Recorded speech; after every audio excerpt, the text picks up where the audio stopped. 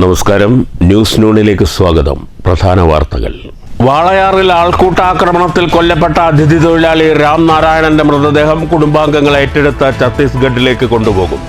തീരുമാനം കുടുംബത്തിന് ഉചിതമായ നഷ്ടപരിഹാരം നൽകുമെന്നും കേസിൽ പഴുതടച്ച അന്വേഷണമുണ്ടാകുമെന്നും തൃശൂരിൽ നടത്തിയ ചർച്ചയിൽ റവന്യൂ മന്ത്രി കെ രാജൻ ഉറപ്പു നൽകിയ സാഹചര്യത്തിൽ കൊല്ലണമെന്ന ഉദ്ദേശത്തോടെയാണ് ആൾക്കൂട്ടം രാം നാരായണനെ ആക്രമിച്ചതെന്ന് റിമാൻഡ് റിപ്പോർട്ട്. കേസ് പ്രത്യേക സംഘം അന്വേഷിക്കുമെന്ന് പാലക്കാട് ജില്ലാ പോലീസ് മേധാവി. വാളയാർ അട്ടപ്പള്ളത്തെ ആൾക്കൂട്ട കൊലപാതകം സംഘപരിവാർ കേരളത്തിലും വളർത്താൻ ശ്രമിക്കുന്ന വിദ്വേഷ രാഷ്ട്രീയത്തിന്റെ ഫലമെന്ന് മന്ത്രി എം പി രാജേഷ്. ബംഗ്ലാദേശിയാണോ എന്ന് ചോദിച്ച് ആക്രമിച്ചത് ഇതിനുദാഹരണം. കൊലപാതകം അപലപനീയവും അപരിഷ്കൃതവുമെന്ന് ഡിവൈഎഫ്ഐ.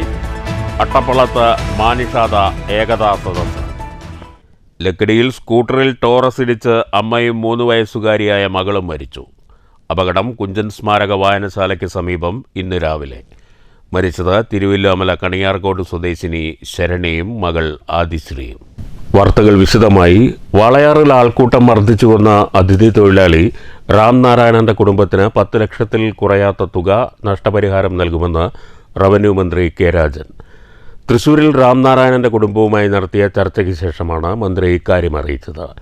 നഷ്ടപരിഹാരം ഉറപ്പു നൽകിയ സാഹചര്യത്തിൽ മൃതദേഹം ഏറ്റെടുത്ത് ഛത്തീസ്ഗഡിലേക്ക് കൊണ്ടുപോകുമെന്ന് കുടുംബാംഗങ്ങളും സമരസമിതിയും അറിയിച്ചു. കുടുംബവും ആക്ഷൻ കൗൺസിൽ അംഗങ്ങളുമാണ് ചർച്ചയിൽ പങ്കെടുത്തത്. രാം നാരായണന്റെ മരണം സർക്കാർ ഗൗരവത്തോടെ കാണുന്നുവെന്ന് ചർച്ചയ്ക്ക് ശേഷം റവന്യൂ മന്ത്രി കെ രാജൻ പറഞ്ഞു.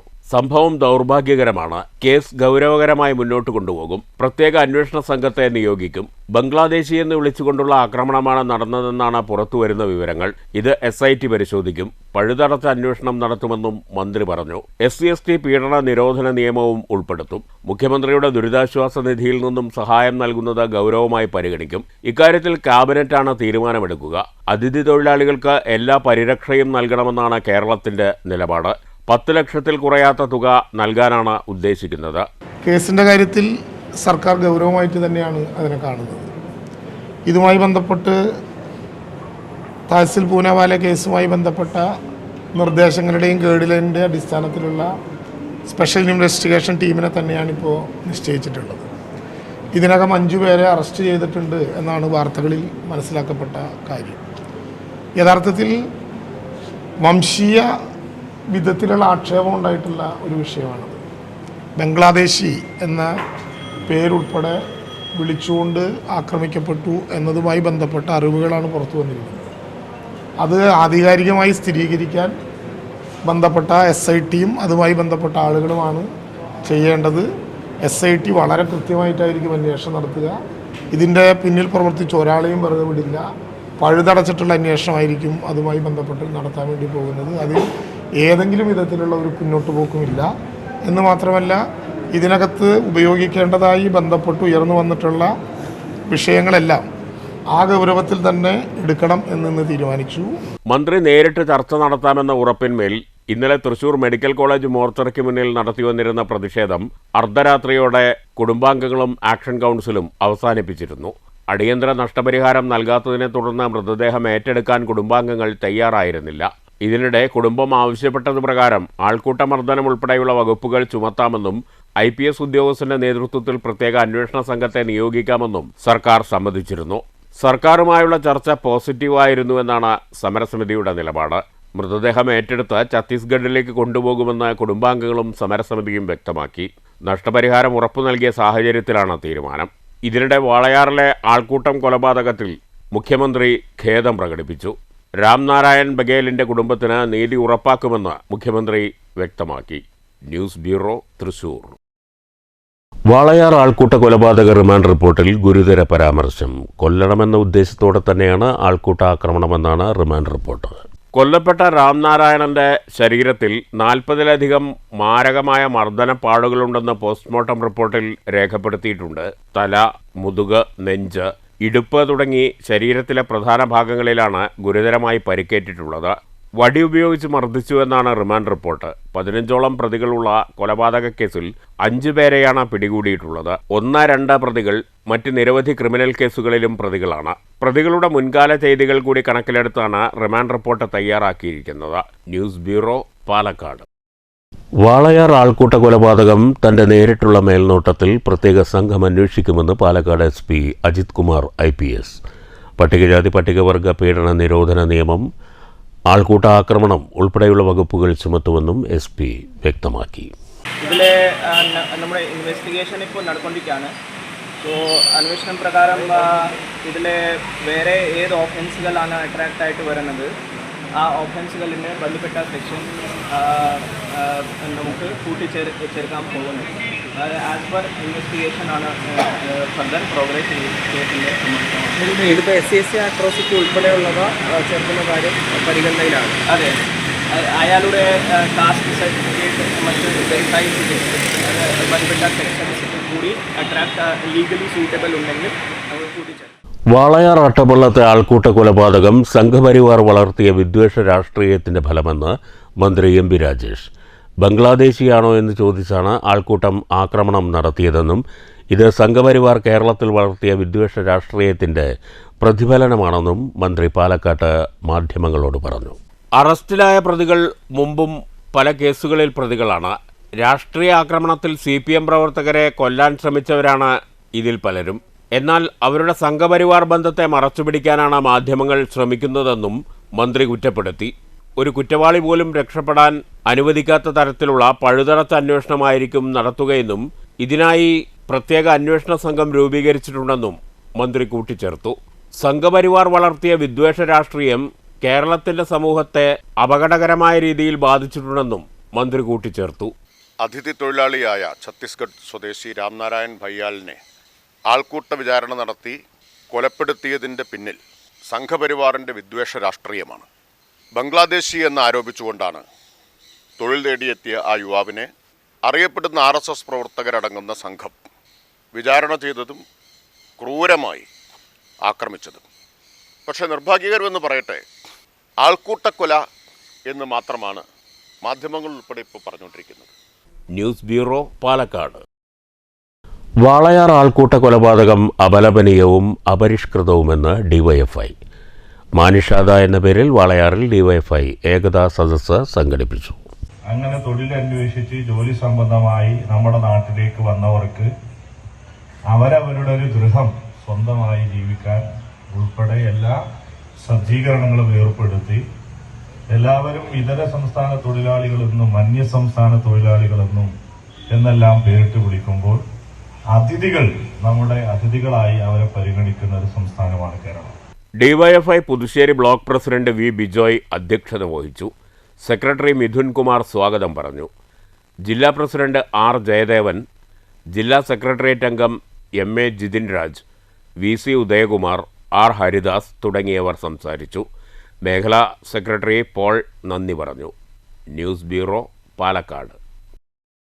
ലക്കിടി കുഞ്ചൻ സ്മാരക വായനശാലയ്ക്ക് സമീപം ടോറസ് സ്കൂട്ടറിലിടിച്ച് അമ്മയും കുഞ്ഞും മരിച്ചു. തിരുവില്ലാമല കണിയാർകോട് മണിയങ്ങാട്ട് കോളനിയിൽ 29 വയസ്സുള്ള ശരണ്യ, മകൾ UKG വിദ്യാർത്ഥിനി 3 വയസ്സുള്ള ആദിശ്രീ എന്നിവരാണ് മരിച്ചത്.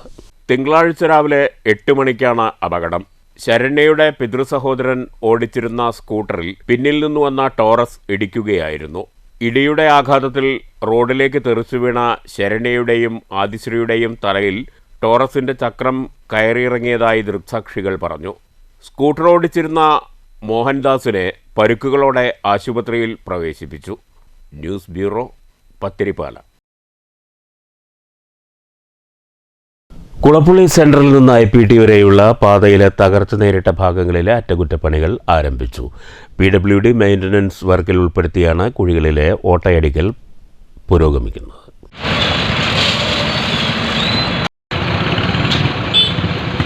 കുളപ്പുള്ളി സെൻട്രലിൽ നിന്നും IPT വരെയുള്ള ഏകദേശം 2 കിലോമീറ്ററോളം ദൂരമാണ് അറ്റകുറ്റപ്പണികൾ നടത്തുന്നത്.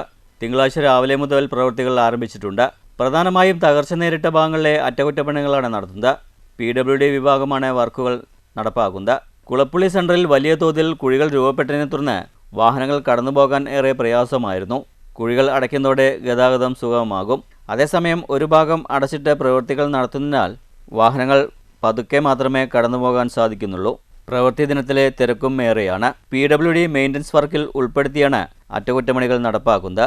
News centre, Shoranur. ഷൊർണൂരിൽ LDFിന്റെ നേതൃത്വത്തിൽ വിജയാഹ്ലാദ റാലി സംഘടിപ്പിച്ചു. SMB ജംഗ്ഷനിൽ നിന്ന് ആരംഭിച്ച റാലിയിൽ നൂറുകണക്കിന് ആളുകൾ പങ്കെടുത്തു.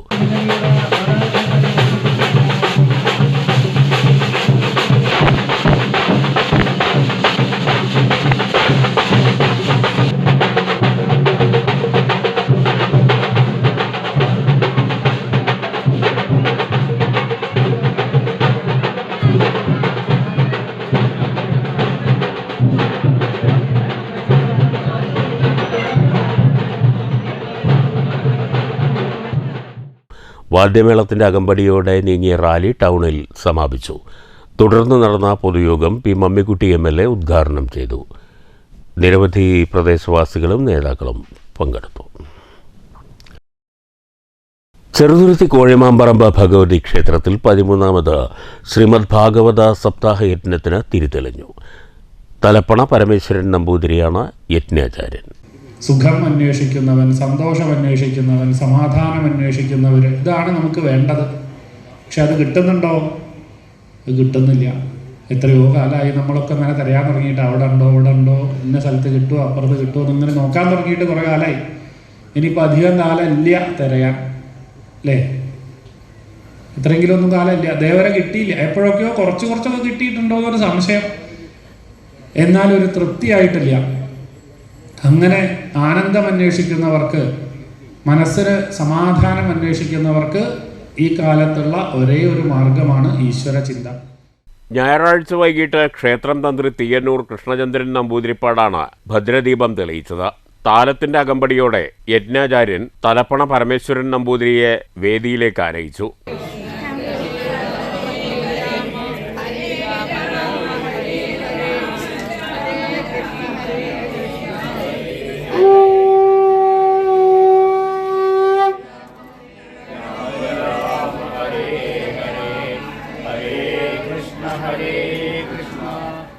കോഴിമാമ്പറമ്പ് ക്ഷേത്രം ട്രസ്റ്റി മണ്ണഴിമന നാരായണൻ നമ്പൂതിരി, സപ്താഹ സ്ഥാപക ട്രസ്റ്റി PC കൃഷ്ണരാജൻ രാജ, ക്ഷേത്രം മേൽശാന്തി നാരായണൻ എമ്പ്രാന്തിരി, വെളിച്ചപ്പാട് മറ്റ് ഭാരവാഹികളായ C Premalatha, M Sukanya, KK Sankaranarayanan തുടങ്ങിയവർ പങ്കെടുത്തു.